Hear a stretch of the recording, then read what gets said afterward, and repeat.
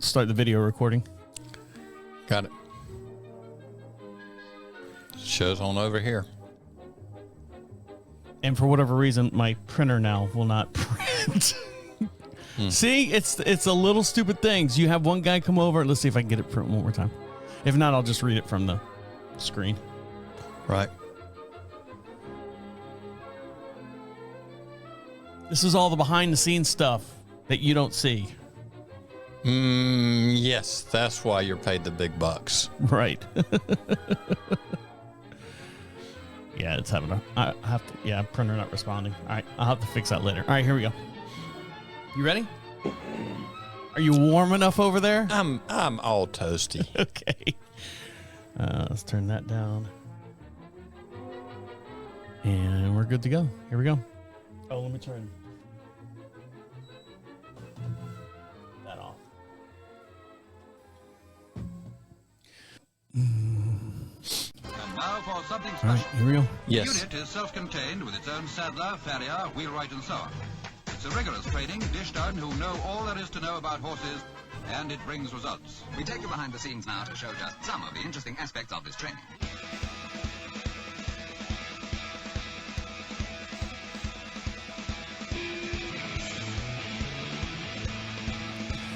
Welcome back, guys. On today's show. Oh, shit. What you doing? I don't know. I forgot. I totally went blank. Let me just pick it up here. I was thinking, this is why I have paper in front of me, Mike. Right. Here we go. Welcome to Equine.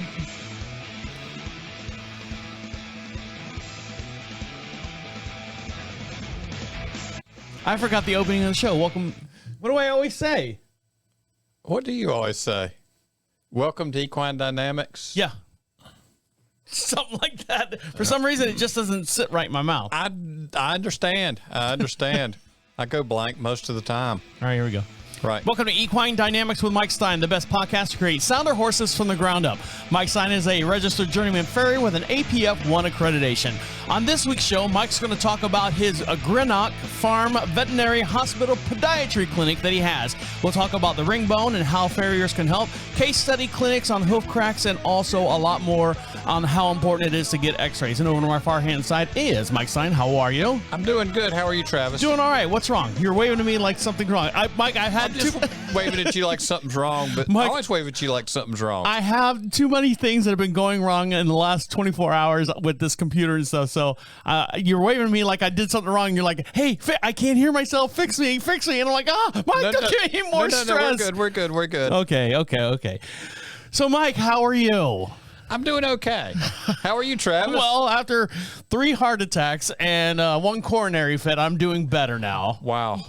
So tough day. And actually, I'm doing a lot better. As you guys know, we took Diego over to McNeely Farms so she could or he could ride in a covered arena. So right. we've taken one of our horse, our gelding, off the property because it snows and rains here in North Carolina, and so my wife can have a covered arena, all right? Yeah, sometimes we get a snow that is actually like a ½ inch and it shuts us down for a month. Well, not only that, the snow just makes everything the property doesn't drain, so everything's just kind of squishy for a little bit. Right. Good old North Carolina mushy clay.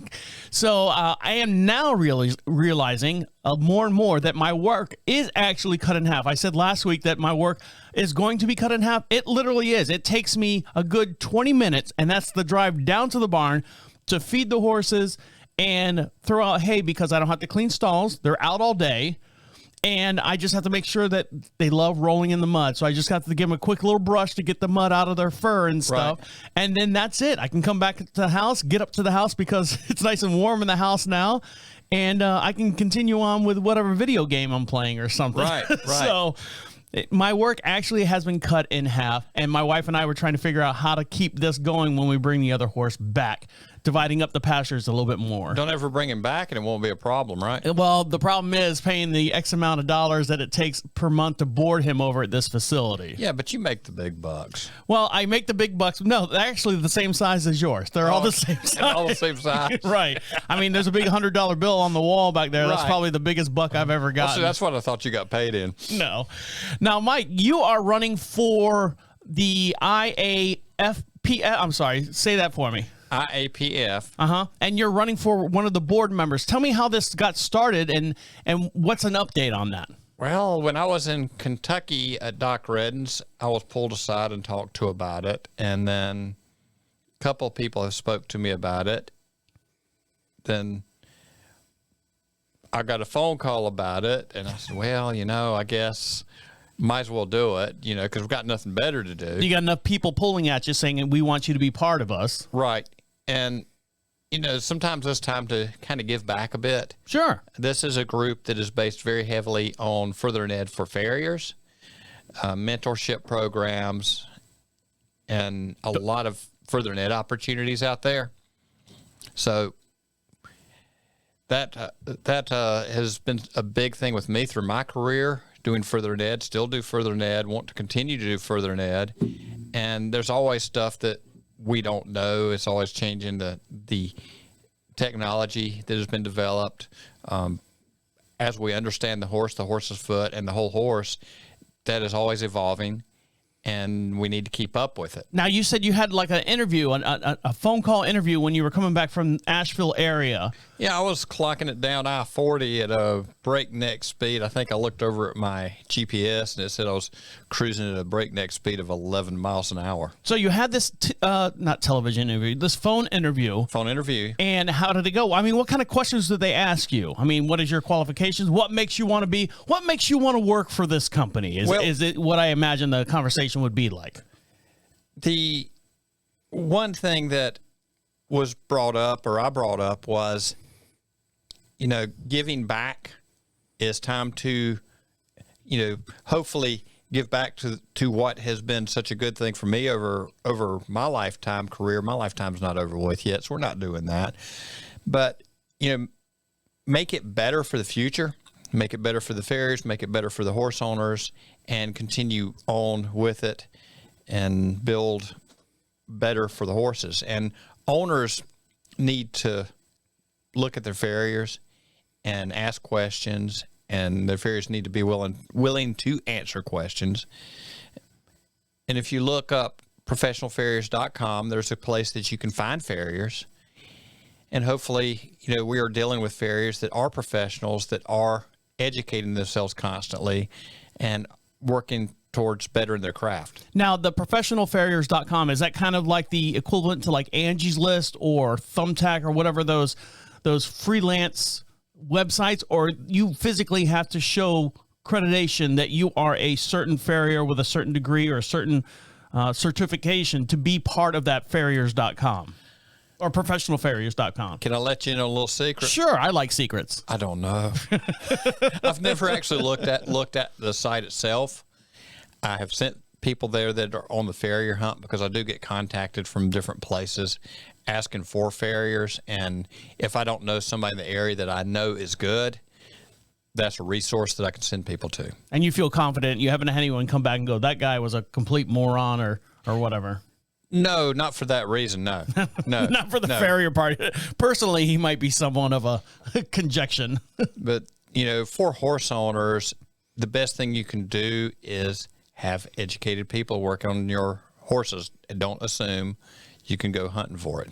All right, guys, stick around. Mike's got a lot to talk about. He had a clinic over at Greenock Veterinary. What's the title, the whole entire name of the veterinary clinic over there? Greenock. I probably pronounced it wrong. Greenock Veterinary Hospital. Okay, and that's located where? Midland, North Carolina, Flow Store Road. All right, guys, stick around. Mike's going to talk about his clinic that he gave and all the people that showed up. He had a couple hundred people that showed up, and you should have been there too. But he'll tell you exactly what you missed when we come back. Stick around. You're listening to Equine Dynamics with Mike Stine. He'll be right back. You are speaking to the technologically impaired. I think both you and I today are. Just see if you got that picture first. Oh, I know I got it in here. Oh, okay. It's just where? If you want to send it to me by text, I can download it from there. Okay. Will that help you out? That would help me out greatly. Oh. This one. Okay.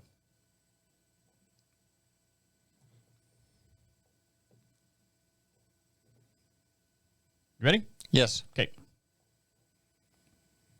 Welcome back to Equine Dynamics with Mike Stine.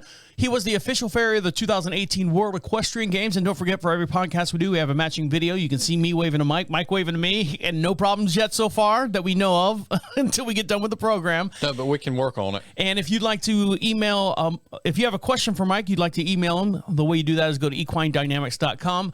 On the top of the page says contact us, and fill out that little form. Make sure you put podcast in the subject line, and it'll come here and we'll answer it on the air. Make sure you put a return address. Mike we'll send you out some stickers, some magnets, all that good stuff if we read your question on the air. I ran off with all my magnets and stickers and keychains and all that kind of stuff the other day at the clinic. Oh, did they really? And if you'd like Mike to come out and do a clinic or speak at your event, you can fill out that little form there. It says clinics as well. And over to my far end side is Mike Stine.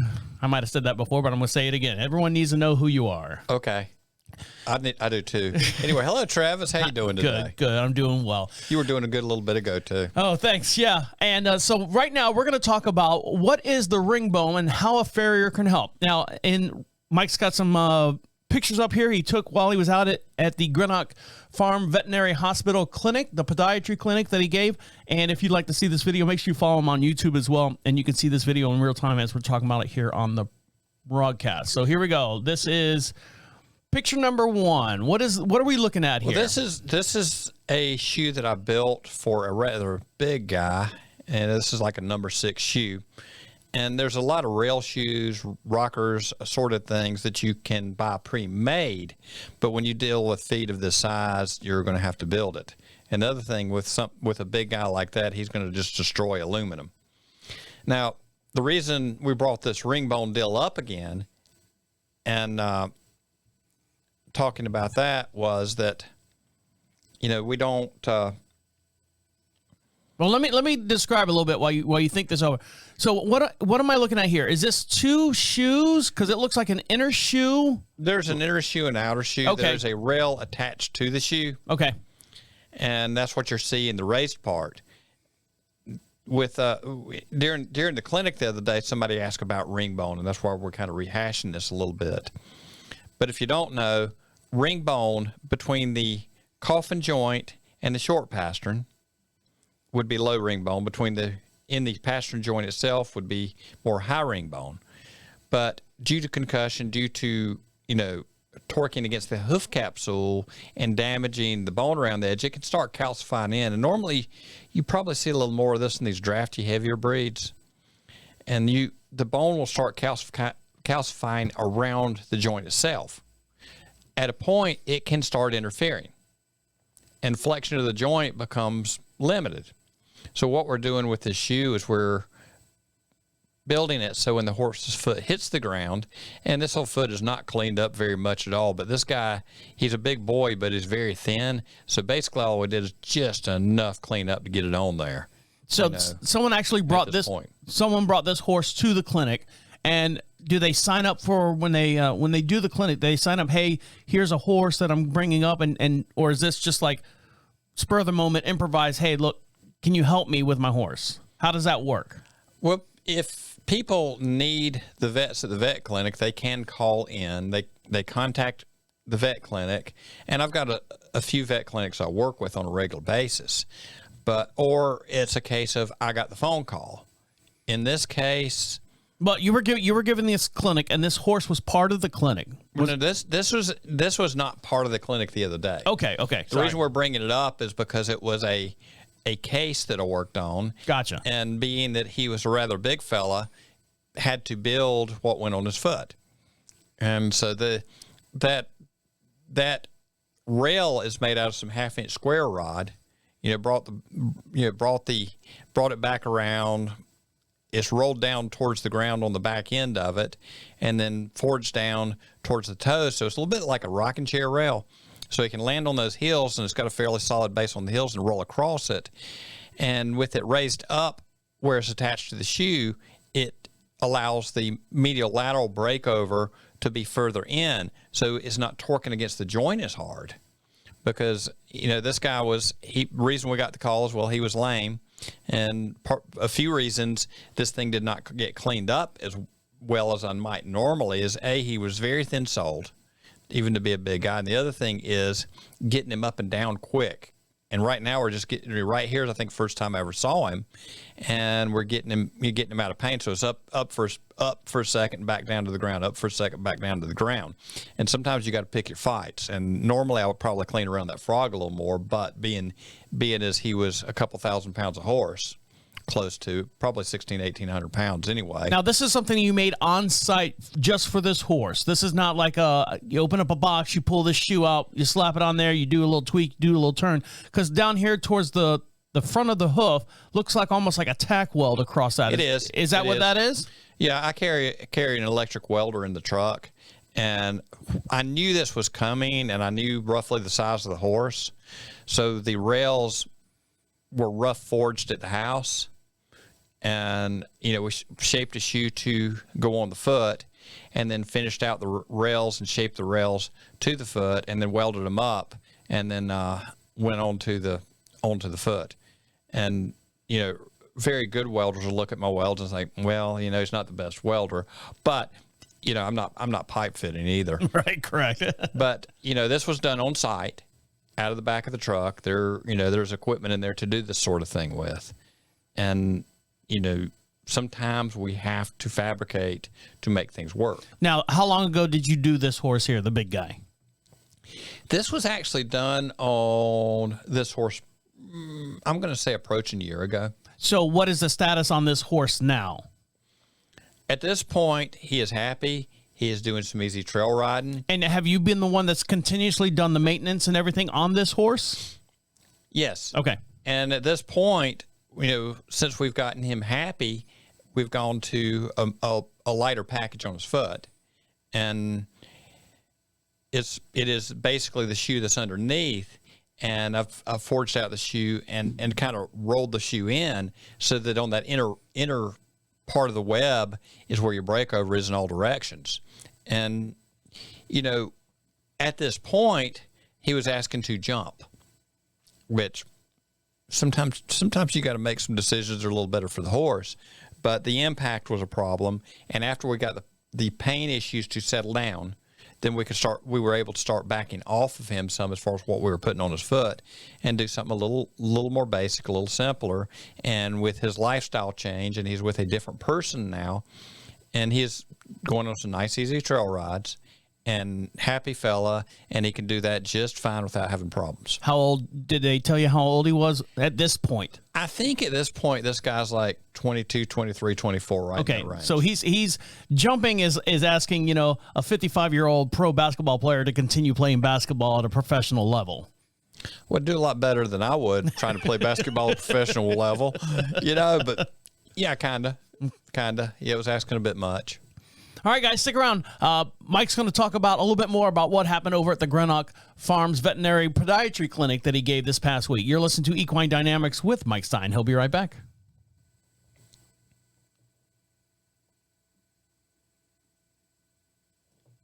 Beep. You okay? Yes, I am. In the back of my mind now, I'm always thinking, because normally I do listen to the show. I always listen to the show after we do it. Right. But because of everything that's going on with the cat and all the other, I just completely did not. I'm not complaining. I know, but me as a professional. I understand. I get that. Believe me. It's just like looking at that shot at the bottom of the foot. It's not cleaned up. Right. But on the other end, he was so thin and so sensitive, and with the the ringbone at this point inflamed, just get him up, get him down, get him up, get him down. Let's get the mechanics on the foot. Not much cleanup. We got the base under it where I want it quickly. Yeah. And then we deal with it later when he gets comfortable. I just don't want you to be mad at me, Mike. I'll never be mad at you. Yeah. All right. I'll talk about something here in just one sec. You ready? Right. All right. Welcome back to Equine Dynamics with Mike Stine. He was the 2017 American Eventing Championship farrier. And if you'd like to ask Mike Stine a question, go over to equinedynamics.com. At the top of the page says contact us.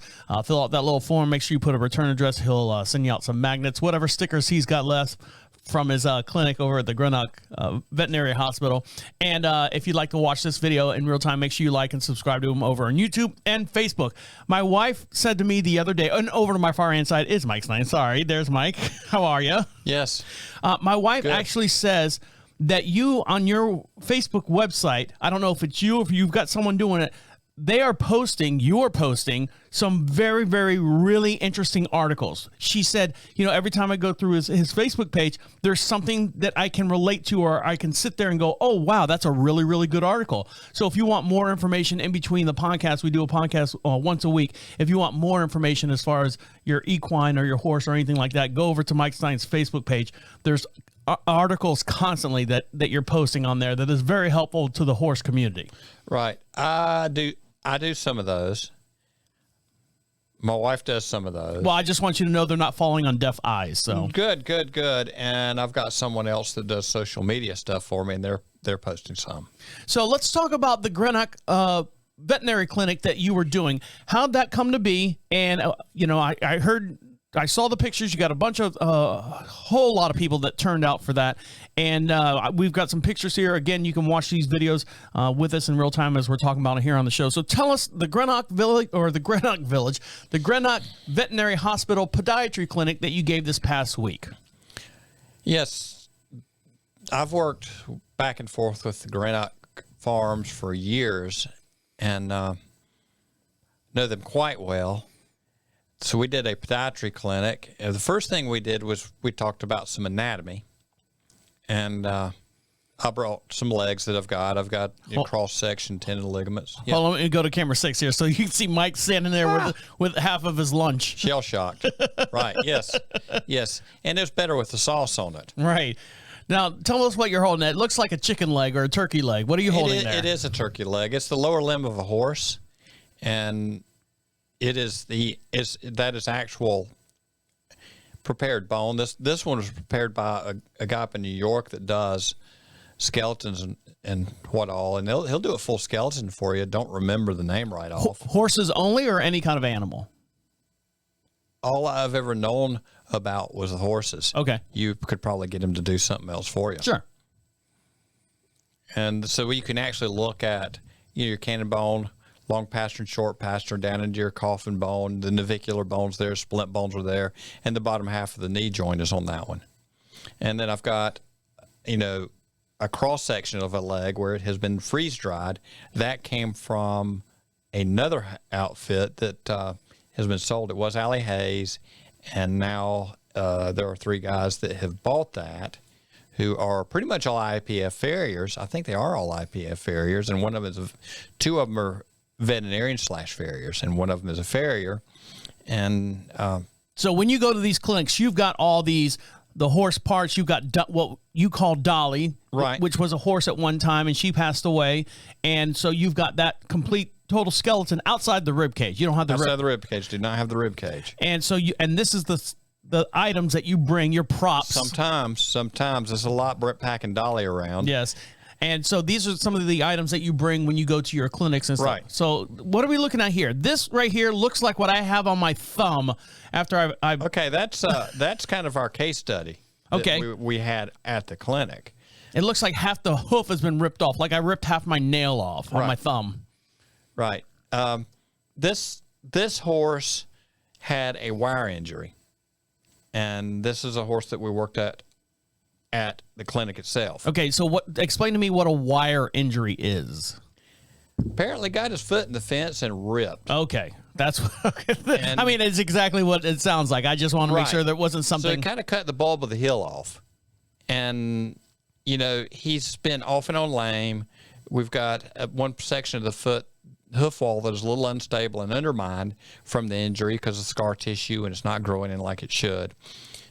And so we're stabilizing this for our clinic as far as our hands-on. And there's another view of it. That's the same foot. That is the exact same foot. And you see right there where the bulb of the heel used to be, he's got a bulb of the heel on the medial side, or excuse me, on the lateral side, but not on the medial side. That's on the inside of the hoof. Wait, are you talking about this little portion right here?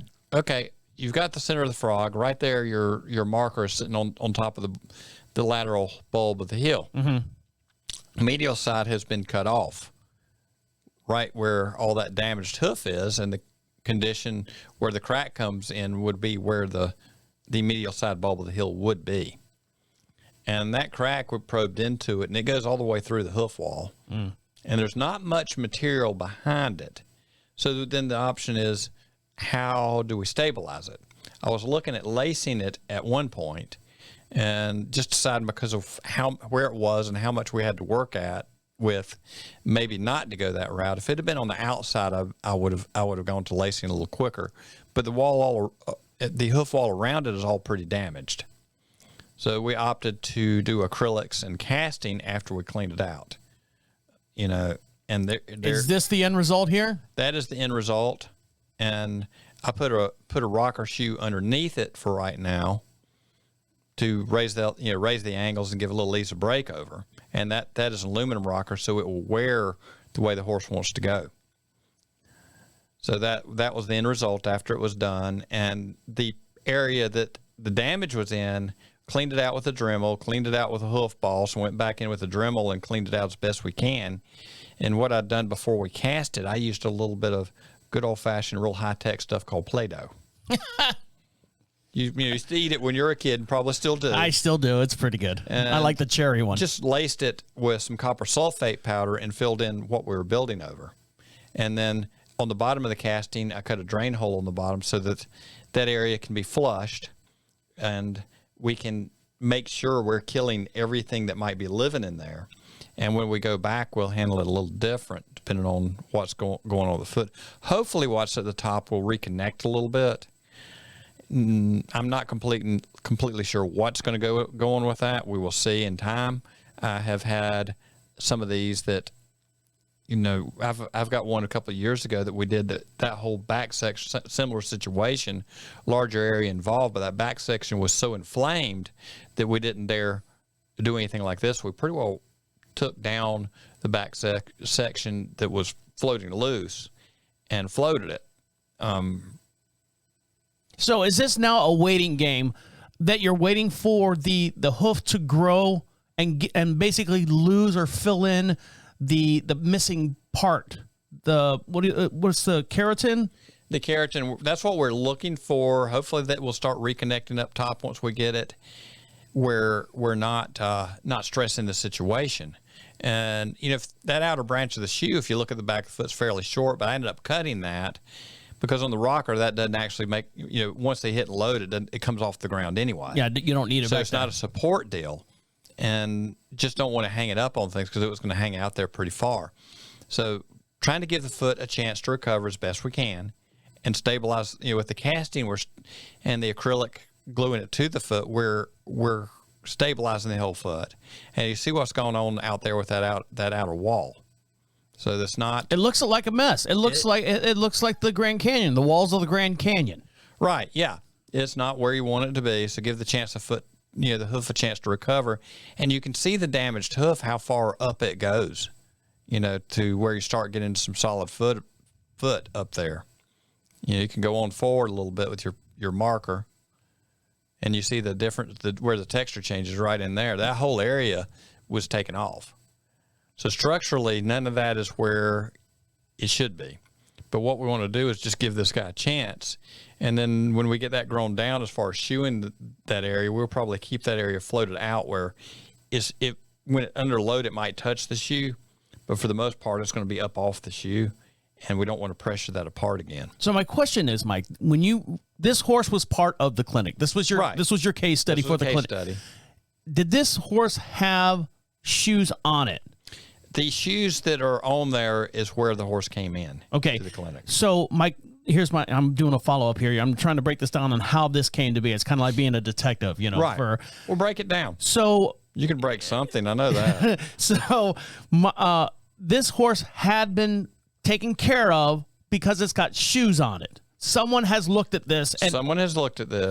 And do you know if it was the owner who was doing it by himself? Like those Sandlock, not mechanics, but he's the owner of the horse was going, I can put a shoe on. Is it that, or was it an actual farrier? No, there's a farrier has been working on this horse, working with the owner. I'm trying not to throw anyone under the bus is what I'm trying to. No bus tracks. No. And he was working with in what he knew. I know who it is, and we're not going to get into that one. Okay. Everybody would do a few things a little different. Had been working with the vet and chasing the problem, and kind of had a point where the vet called me to talk about it. And I said, they know that I'll dive in the middle of about anything, especially the uglier the better. Right. So I said, well, before you do anything, you speak directly to the farrier and check him out. I don't want to step on anybody's toes. We want to all be friends here.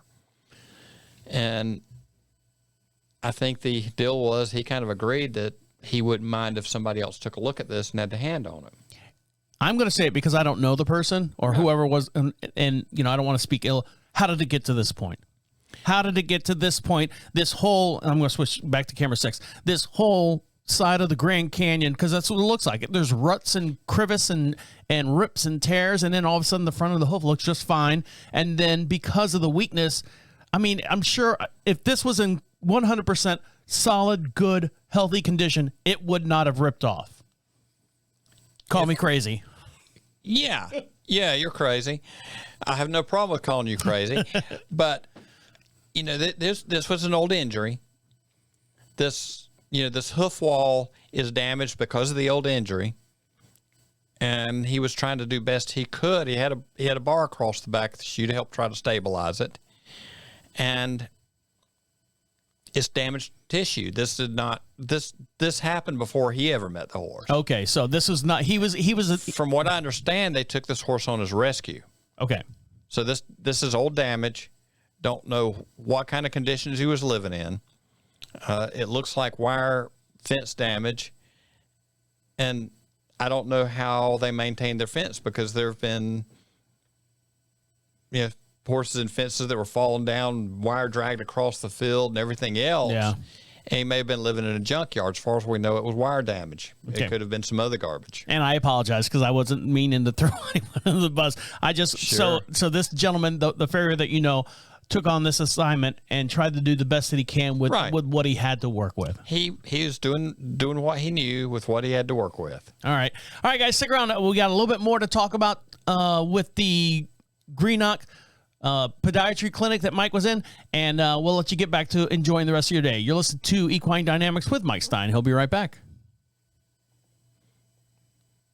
I hope I came across okay now. You came across. We'll see if it's okay. Yeah, I'll edit it up in post where this guy was great.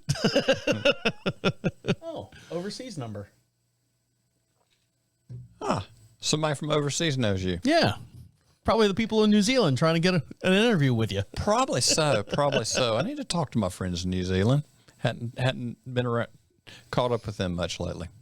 You ready? Yep. Okay. The only reason why I need this printed out is so I can read this stuff at the bottom. Right. I haven't memorized all that. I don't memorize anything. It just happens. Welcome back to Equine Dynamics with Mike Stine. He is now a licensed thoroughbred farrier through the Kentucky Horse Racing Commission. And you just recently came back from the Breeders' Cup. Had a blast. Met some good people. And over my far hand side is one of a good person in himself is Mike Stine. How are you? I'm doing okay, Travis. How are you doing? I'm doing good. My nerves are kind of nerves getting better. Yeah, a little bit better. I'm just waiting for everything to lose power here in the studio. The way my day is going, but I think we're going to muscle through this. Well, I can kick that magic box. No, do not kick it. It's like a time bomb under there. I don't want to touch it. Something's going to go off. Make sure you follow Mike Stine on Facebook, and make sure you follow him on YouTube as well. Don't forget, for our podcast we have a matching video as well. You can see me waving to Mike, Mike waving to me, and you want to get your questions answered, make sure you email Mike Stine over at equinedynamics.com. Get your questions in. We'll answer them here on the air. Now, we're going to continue on with the importance of x-raying a horse for the owners and the vets and the farriers. Now, this is part of your clinic that you did this past week over at Greenock Farms Veterinary Hospital. You had a podiatry clinic over there. What's the importance of x-rays for horses and for their owners, vets, and farriers? For veterinarians, and getting the right information. You know, that is one thing that I will say with them. I get, if they shoot x-rays on a horse I'm going to look at, I will see them like almost immediately if I figure out how to use my phone, because they're sent quickly. If you do get x-rays, your vet and farrier need to be working together if it are farrier-related x-rays. Now, when you say just get x-rays, Mike, you should be saying it, you need to get x-rays. You need to get x-rays. I mean, for you to say that, for you to say, hey, you need to get x-rays, it's kind of like, Trav, you need to take more fish oil. I'm going to say, yeah, I know I need to take fish oil. It'll help me feel better, but I don't take it every day. Well, that's your problem. But you, as a farrier, I would imagine that you cannot start dissecting a problem until you get x-rays, until you know what's going on inside that hoof wall and stuff. Right. There's a lot to look at. I know that coming in on laminitic horses in particular, we take x-rays, we see what's going on at that immediate moment. But you have no way of tracking, was that done last week, last month, last year, or what's going on with that. And you need to be able to see x-rays and know what's going on. And there's situations where I end up not seeing x-rays that I should and am given instructions. I had one here a couple of years ago where vet took x-rays, horse has ringbone. We were talking about ringbone earlier, right? Right. You need to do something with it. Can you send me the x-rays? The horse has ringbone. Can you send me which leg it's in? I remember this conversation. The horse has ringbone. Yeah. And I'm scratching my head because in a ringbone situation, if it is developing at the front of the coffin joint and starting a little bit early on, if we can tweak that angle and raise it up, sometimes we can clear that. If it's more towards the back of the joint and I raise it up, we can create an interference.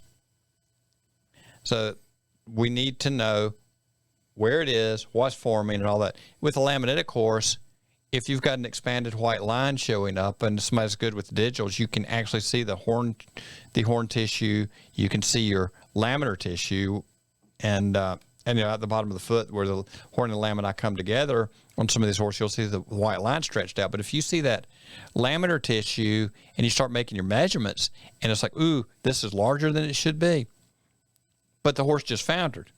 Okay. Was that from then, or was that a thing from past history? It makes a difference on how the foot's going to react. And when you're buying horses, that lamina area or the live tissue area, when you get inflammation there, it expands out and it tends not to close back up. So it's something you want to know if you're purchasing a horse, if that area is larger than it should be, because that's a sign something is going on. And there's a lot more horses out there that have had some laminar flare-ups than people ever know about. Also, when you've got that kind of movement in the foot, when I'm looking for where I need to put breakover, if that has expanded out, it kicks where the breakover should be further back, because looking at that apex of the coffin bone is not right where you think it should be. And that's not necessarily saying a horse has rotated or sunk or anything else. So that's good information. The other thing is I can press on a horse's sole with my thumb. And sometimes I've got horses that I can pick up and make flinch with my hands, like that big horse we were talking about, Ringbone, earlier. Part of the reason I took nothing out of there is I could actually, with a foot that big, grab him with my hands and get some response. And that's not good. And I was like, okay, we'll leave dirt in there. Doesn't matter. I just want something between him and the ground. Right. Now, we have x-ray here, and this is from the Greenock Veterinary Hospital. Explain to what we're looking at here. I'm going to switch to camera 6 so we can all see it. So all right. We have 2 feet. I am assuming the exact same foot. They are the exact same foot. This is... We have a left and a right. A left and a right. If you look at the left, this is the foot that had the crack. And we're not where we want to be with the foot yet. So this is the x-ray of the foot of the one that we were showing with the whole wire damage. The whole wire damage. And you can see a couple areas where there's damage in that hoof wall towards the heel, right? And you can see where that heel is the back of the foot is starting to bow under, where it's being compressed forward. And you can see where the shoe is sitting in arrangement around that joint, the coffin joint itself. And what I want to do is hit at least a 50-50 split. You can see where the breakover is off of the tip of the coffin bone. When you go to the other side with that rocker setup, you can see where the shoe's making contact with the ground, and you see where the tip of the coffin bone is, and that front part, it can roll across. Now, when you look towards the back of the foot, it looks like maybe we took an oblique shot because of the back of the shoe, but remember, the one heel we cut off, the other side we ran out under the bulb of the heel. Being medial side, where the amount it would have been extended out could have been a problem. You can also see the casting material and the acrylics in there.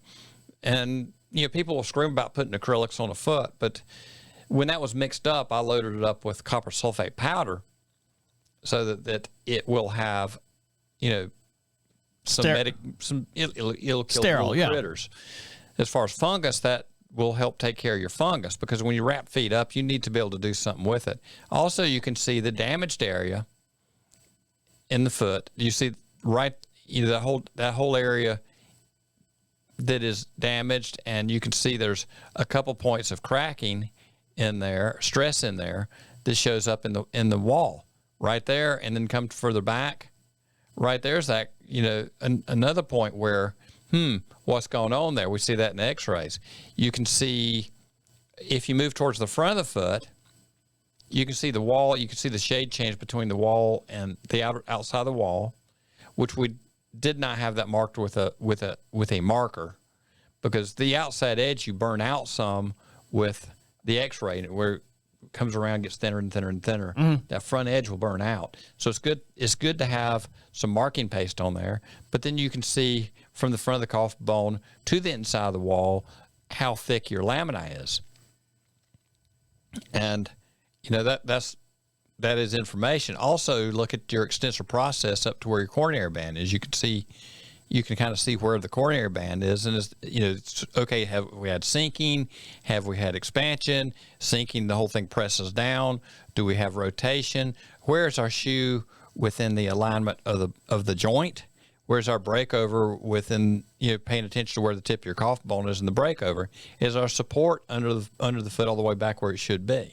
Now, if someone was to bring you this horse that you had with the wire damage, and you had no x-rays or weren't able to get x-rays, would you attempt to do something for it, or would you say, look, I cannot treat this horse 100% correctly to fix him because I might damage something later on? Or is it something where you're like, well, I by looking at the outside, I can do this and this and this, and then go from there? Well, I'll tell you, Travis, I've worked on horses over the years. Early on, there was a lot of, and I've heard farriers say this, and I was stupid enough to say this at a point early on. And I don't have to have x-rays. I can fix that. I got myself in trouble a lot because I didn't know completely what was going on. So I learned over the years, and working with veterinarians closer, I want x-rays for a few reasons. I want to be as exact as possible. I want to know what's going on. On that second x-ray, part of the deal was there, if that had been a foot without the casting, I'd have done some things with that shoe a little different. I'd have probably bumped his ankle up just a shade higher. But during the whole operation of that, we got to pick our fights. But we're using all the casting to stabilize the foot. And we had some time crunches to make, and we had a lot of people hanging around seeing what we were doing. So sometimes you got to make a call and move forward. But I know from that lateral shot, I've got a really significant breakover on that foot. So we're removing leverage. The other thing with that rocker format, with the compression on the back of the foot, as he rolls up, it shifts the weight forward. So we're getting off of the heels and allowing it to heal. Allowing that to heal. We've got the casting stabilizing it. You know, all the tissue, all the hoof wall around the crack we cleaned out, that crack went physically through the hoof wall. But the material around it, as far as lacing through it, was so unstable that I just didn't think it would hold well. So you want to put the what's the Ian's little wire, little butterfly that he puts on there? Butterfly, and stabilize it with that because it's too crumbly. It's too crumbly. The good thing was when we cleaned out, we didn't get any blood, we didn't get any seepage, we didn't get anything like that. But we want to go ahead and treat that area good so that when we come back, we don't have a rot problem in there, and then we can readdress it and go from there. So the dressing that's on there, how long would that stay on before you have to change it? Is it something that you change like every 6 weeks or something, like you would have a bandage on your hand or arm or something like that? Or is that something where you leave it on there until it gets to a certain point where it's more stable, and then we can take it off and then go from there? Right. Well, that casting is actually acrylic to the foot. And so there's no removing it. It's shaving it down as the hoof grows. Most of it we're going to shave down as the hoof grows. We're going to trim it just like foot. Now the area around... Look at me with the big smart stuff. Right. I just impressed myself. The area right where the wound is we opened up in the hoof wall, when I go back, I will carve that out and completely open that up. Now at that point, depending on the condition the casting is in, is it attached to the back of the foot well enough, or do I take some fiberglass fabric and just build that spot? Because that's probably where we'll go. If that is attached well enough and it's growing down, we don't necessarily need to lace it, but as long as that all that area is cleaned up really good, and we'll go back in with the Dremel and readdress it and re-clean out, and with what's put in there, we will be able to see better where it goes. I did use, during the clean out process, I did shoot some Thrustbuster into the cracked area. And you're supposed to wear gloves when you're doing all that. Yeah, you get all stained. It's all purple. And then when you go in there and start cleaning out, we can, that kind of highlights the area that's damaged a bit for us and makes us sometimes see it a little better, because it'll kind of creep in little itty bitty places, and we want to clean that down as far as we can. So then we can go from there and readdress and hopefully get this guy good and happy, and he can go do his thing. I think the expectations of this guy is hopefully do some trail riding. Well, good. All right, guys, stick around. We have one more little segment to get into, and we'll let you get back to enjoying the rest of your day. You listen to Equine Dynamics with Mike Stine. He'll be right back.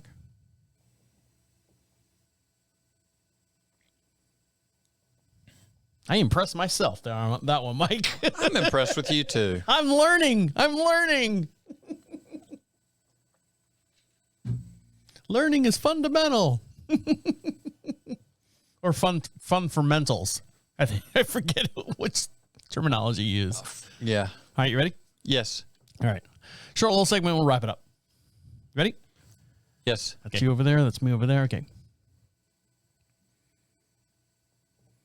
Welcome back to Equine Dynamics with Mike Stine, the best podcast to create sounder horses from the ground up. Mike Stine is a journeyman registered farrier with an APF 1 accreditation. And over to my far right side is Mike Stine. How are you? I'm doing good, Travis. Day just got a lot better. Why is that? Because you're here. Oh, well, thank you very I'm much. at your house or your studio. The studio. The studio. I mean, your studio. At the house. And I wanted to apologize. I say, go to the YouTube video. The last couple episodes we had on the YouTube video, I got a new camera here, and I moved my old camera over to Mike, so it was all set up. But my new camera here, I look like I'm all washed out. I forgot to set the white screen on this. That's because you're not taking as much fish oil as you should. It's probably that too. So hopefully this video will turn out a little bit nicer than the past ones. I'm like all red and blotchy, and Mike over there looks crisp like a movie star over there. Yeah. So what did we learn today, Mike? I gotta switch screens here. What is ringbone, and how can a farrier help? A farrier can help reduce leverage against the joint.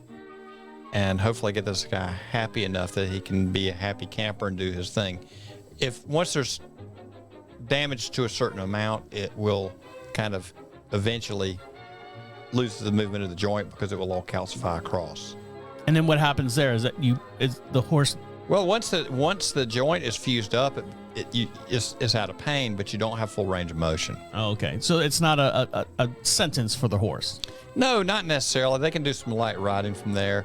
If it's the coffin joint, you'll lose a good bit of riding. The pastern joint, there's not a massive amount of movement anyway. If it's a high ringbone, you may not even notice it that much as far as other than having a big ugly knot in the leg. X-rays always help. X-rays always help. We need to know what's going on, and we need to know where we're going. And you did a podiatry clinic this past week over at the Greenock Farms Veterinary Hospital. We'd like to thank all of them for having Mike Stine out there.